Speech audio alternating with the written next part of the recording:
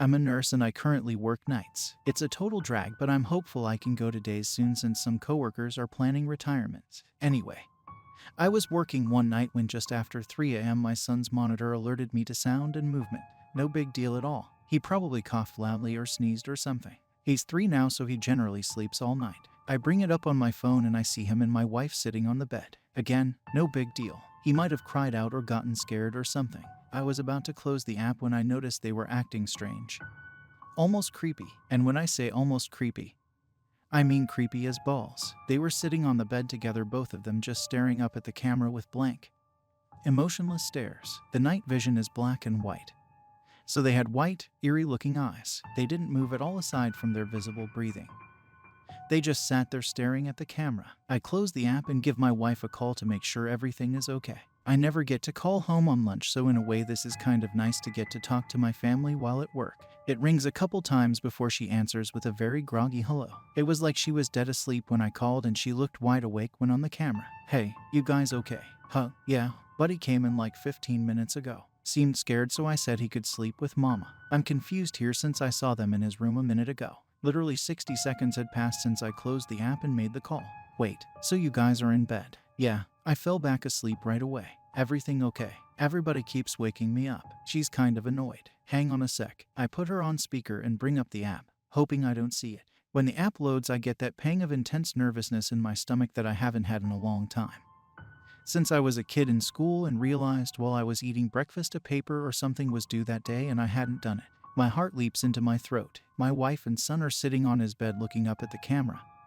Same emotionless stares. "Hello, you guys are in bed, right?" "Yeah, we're trying to sleep." While I'm looking at his camera and I see you two sitting on his bed. "Huh, no, we're in our bed." "I know that's what you mean, but I'm looking at his bed and you two are in there." "Hang on," she says. She's quiet for a sec while she brings up the camera on her phone. I hear this guttural, terrified gasp, like she had sucked all the air in the room into her lungs, filling them to capacity. I don't hear this kind of gasp from my wife often.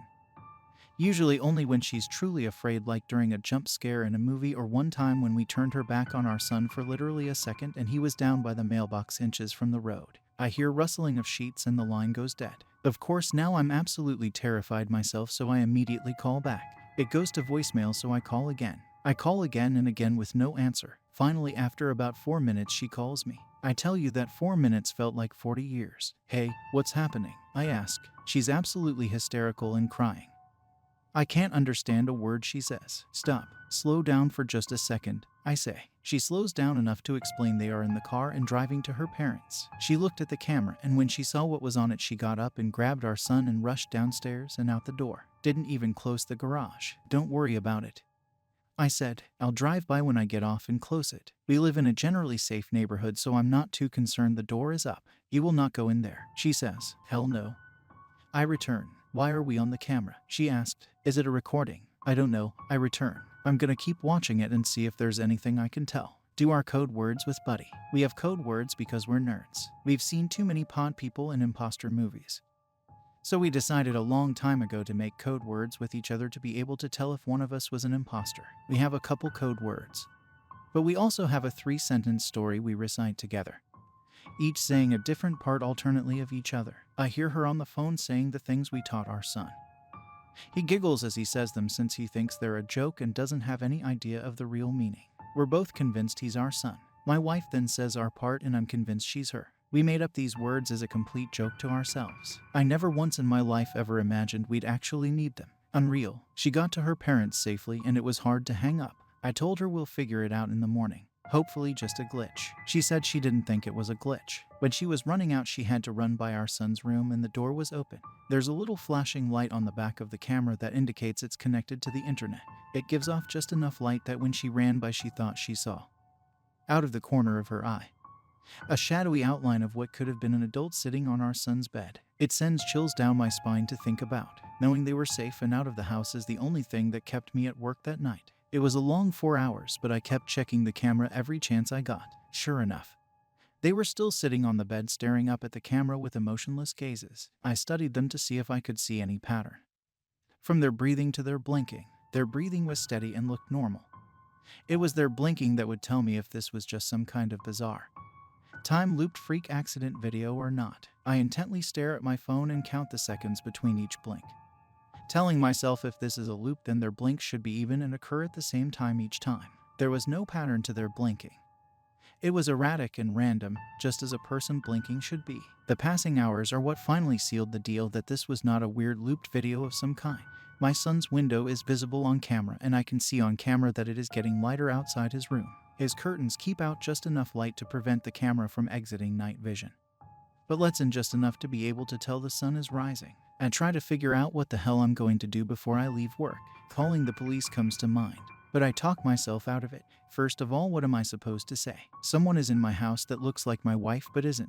Worse yet, what if they are entities of some kind and the police do go over and it kills them or something?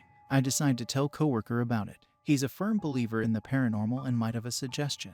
I show him the video and tell him the story. His initial response of "that's creepy as fuck" doesn't help much, but he says he wants to go over and check it out. He says we both should to see if not my wife will try and act like my wife. I tell him absolutely not and he says we should at least go to the house even if we don't go in. I agree on that since I wanted to close the garage. We got to my house and walked around the perimeter first, not sure what we wanted to accomplish by that, but it felt like something we should do. The curtains were all drawn since nobody was there to open them in the morning, so we couldn't see anything. I went to close the garage and suddenly had this overwhelming urge to go inside and investigate. It was like I just had to know what was going on. So in we went. We walked through the kitchen towards the foyer where the stairs are. It's so quiet in our house right now you could hear a feather drop. Forget the pin. We stop at the bottom of the stairs and wait a few seconds. I look at the camera again and they are still sitting there. I've never been so scared in my life. My coworker puts his foot on the first step and I suddenly say stop loudly. Forget this. We're out of here, I tell him. Come on. I start making my way back to the kitchen. We hear a loud creak in the floor from upstairs. It's my son's room. He has a very loud, creaky board right in the middle of his floor that's almost impossible not to step on. My wife and are still deciding if we ever want to fix it because it will alert us if he's ever up to no good when he gets older trying to sneak out or something. Come on, come on, come on. I yell as I motion for him to move his ass. We're out of the house in about 2 seconds. Out on the street I check my phone. Now only not my son was sitting on the bed. Same blank stare. Not my wife was gone. Holy shit, my coworker says. That was stupid as fuck of us. Do not tell my wife we went inside. She would be so ungodly mad if she found out what we just did. I use my garage door opener in my car to close the door. Before we leave I look at the camera again. Not my wife is back on the bed with not my son, both staring blankly up at the camera, blinking every few seconds. That was all about 4 days ago now. Not my wife and not my son are still sitting on the bed staring up at the camera. They haven't moved a millimeter. We obviously haven't gone back to our house. What do we do? I'm sorry it's taken so long. It's been an emotional month. I've felt like I'm losing my mind, or already lost it. I've been in the hospital for 3 weeks. You'll remember I left off at my wife's parents' house not sure what the hell to do. My wife and I argued about it. My in-laws said call the priest. I told my wife we're calling the cops and that's it. The day we finally called the cops would be day 6. Not my family was still sitting on the goddamn bed, staring at the camera. I told the dispatcher there were intruders in my house, leaving out the part where they looked exactly like my family. I told her we were out of the house but I would meet the police there. She dispatched 2 units. My wife begged me not to go. I told her I had to be there. I had a foolproof plan. I would take her mom's iPhone and FaceTime with my wife while showing the police the camera on my phone. They would see this as a fucked up situation and hopefully proceed with caution. My coworker friend said he would come with me as well. My friend and I beat the cops to my house, like most of you mentioned in the comments previously. I was packing heat. I have a concealed carry, so I had my 1911.45 on me. I was not concerned this would bother the cops as I was going to inform them of my permit and that I was currently carrying. What I wasn't going to tell them was that I had my father-in-law's R15 in my trunk. It's almost funny how many of you mentioned that was the way to go in my previous entry. I didn't plan on telling the cops about it because I was not planning on needing it. They would come armed and prepared. They showed up and I let them know I was armed and then enacted my plan. I initially told them the story. They looked at each other like I was crazy and they didn't believe me. I FaceTimed my wife so they could see she was in fact not in the house despite what our camera was showing. They still didn't seem to believe me, but this did pique their interest. I hung up with my wife and told her I'd call her back as soon as we knew something. So now we're sure this isn't a recording. An officer stated, repeating what I said. It's not. The day-night cycle has changed every day. Their blinking is erratic and not cyclical like it was a repeat. I said. I know it's a stupid question, but your wife isn't a twin. The other officer asked. I told him no. My friend spoke up. I have an idea. Turn the volume up. I'll go throw a pebble at the window. He went around back while I turned up the volume to the max. Okay.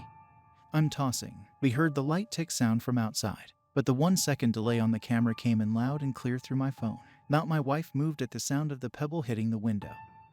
The first time I'd actually seen her move aside from the time she wasn't on screen when I initially went inside our house the first day. She turned her head towards the window just slightly, before turning back to the camera. Okay.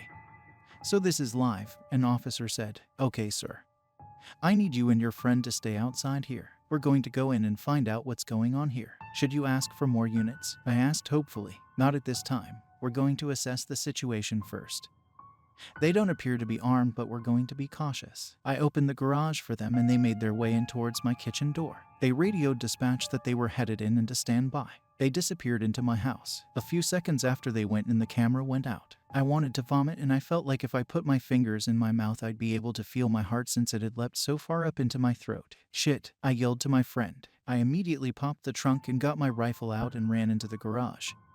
My friend right behind me. We got inside just in time to hear a low, guttural howl from upstairs, demonic sounding almost, along with raised voices from the police. There were several shots. Need backup. Shots fire. He was cut off. Oh my god. My friend howled. He was scared shitless. But so was I. God fucking damn it. I knew it, I said, running up the stairs. My son's room is the first one you come to after getting upstairs. So his wall is also what you see as you walk up the stairs. As I reached the top, I laid into the wall with my rifle. It has a 30-round magazine, but I felt like I fired 100 shots. I fired all over the place, knowing full well the ammo would go through the wall like it was paper.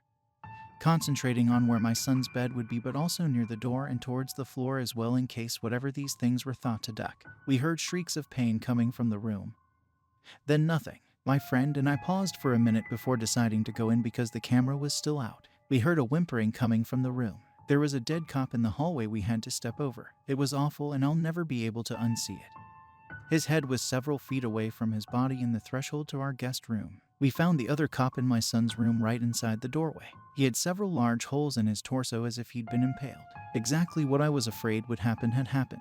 I called the cops and whatever these things were killed them. When we entered the room, we found the source of the whimpering was not my wife. She was laying on her back on the floor, holding her torso that was bullet-ridden and breathing heavy. The scene was awful. I can hardly put into words how awful it was. I know now, just like I did then. They weren't my family. It shouldn't have been hard. I should have been able to just go in and finish it. But instead I fell to my knees. Not my wife begged for her life. I don't want to die, honey. She whimpered. I wanted to have more kids. I can't die now. I looked over at not my son, who had to be dead. He'd taken 2 shots at least to the head, or what was left of it. He had several more in his torso and 1 or 2 on his legs and arms. If you have kids, seeing their lifeless, bullet-ridden body is a special kind of hell. Again, I knew it wasn't my son, but it was. I was going to be sick. I'd killed my family. I turned back to not my wife. She was acting just like my wife. It even mimicked her anxiety about death that she has had in the past year or so. It's not her, man. I forgot my friend was even there. It's not her. Shoot it. I know what you guys are thinking. How many times has this happened in the movies and you scream at your TV for the main character to just shoot the imposter because it's not their loved one? I guess movies get it right somehow. I'll never roll my eyes at the character who can't kill an imposter again. Please don't shoot me, it begged. My hands were shaking as I aimed at it. Why couldn't I do it? I knew this wasn't my wife. Listen, man, my friend began calmly. Look at it. Its blood is yellow. It's not your family. Was it yellow? It was. Seeing my family slain was so traumatic I hadn't even noticed their blood wasn't red. I steadied my aim and not my wife suddenly stopped begging. She began that guttural, terrifying shriek and something black or gray started to protrude from her mouth, like a tentacle or something. And I fired. At that range her head more or less exploded. Whatever these things were, they appeared to be mortal. I was still on my knees and my friend was out in the hallway just outside the door. We heard the sounds of approaching police sirens. I'd forgotten one of the cops had gotten a shots fired call over the radio before being killed. It seemed like it had been hours, but it had only been about 5 minutes since the police had gone in. My friend went downstairs to let the police know what to expect. I stood up and slowly made my way into the hallway. I was lightheaded and felt like I was going to be sick. My bedroom is adjacent to my son's, so the doorway is about a foot to the right of my son's doorway. My door was closed, but as I exited my son's room, my door opened. Not-me walked out into the hallway, wearing exactly the same thing I was at that time. I was shocked in place. I couldn't move, but it did. It walked towards me and its right arm turned black and morphed into what appeared to be a tentacle. It was wiggling around like a squid or octopus appendage. When he thrust his arm at me, it solidified and impaled me through my abdomen. It then stabbed me in the left leg just above the kneecap. I fell to the ground in pain. Its tentacle arm was wiggling again. "Why did you kill my family?" it asked. When it spoke, its voice changed pitch several times. It was my voice, then much deeper, then normal again. It alternated several times, saying that one sentence. It moved in closer. The rifle was gone by. I still had my .45.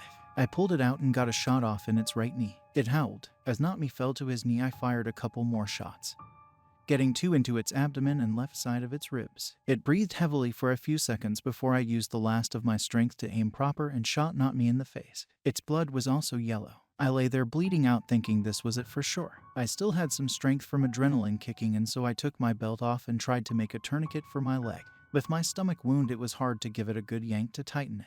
I then took my shirt off and balled it up and packed my stomach wound and applied as much pressure as I could. Being a nurse probably saved my life. I passed out, but the measures I took must have kept me alive long enough for EMS to arrive.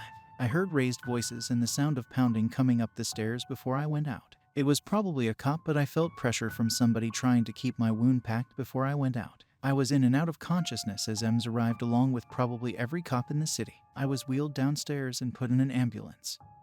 But while I was being loaded onto the gurney upstairs, I heard cops freaking out. And rightfully so. They'd lost 2 brothers and there were 3 other bodies. Did he kill his brother? Are they twins? Probably referring to Not-me's dead body. Or his whole family. Put him on armed guard while at the hospital. He'll probably be getting charged. As I was getting placed into the ambulance, I saw my friend talking to a group of about 10 cops, all listening very intently to what he was saying. I went out again in the ambulance. I woke up in the ER.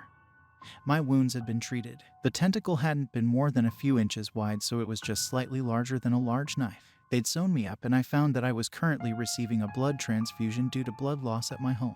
My wife had authorized them to do whatever they had needed while I was unconscious. She was also extremely pissed that I went in the house. We're okay now, but that's a story for another day. I was in the hospital for 3 weeks since I ended up getting an infection and almost went septic. I needed quite a few antibiotics. For the entire 3 weeks, I had cops in my room with questions. After about a week, they released me and no longer had me under armed guard. I told them absolutely everything, not caring if it made sense or not. And thank God my friend had come with me, since he was able to corroborate this weird story. Midway through my hospital stay, men with suits came to pay me a visit.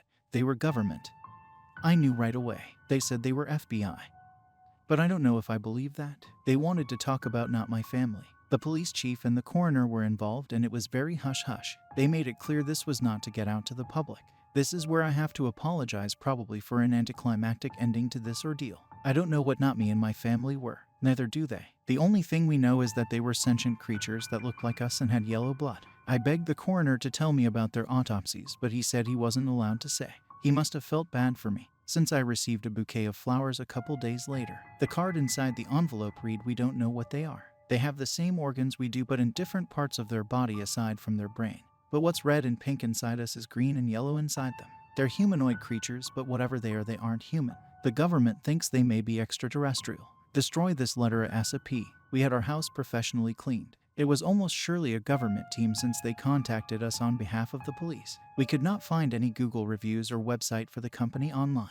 My wife and I are not going to go back to our house. We would love to burn it down, but there's no way to do that and avoid suspicion of arson at this point. We'll end up taking a huge loss on the property, since everyone in our neighborhood knows there was an incident involving multiple deaths in the house, but don't know what actually happened.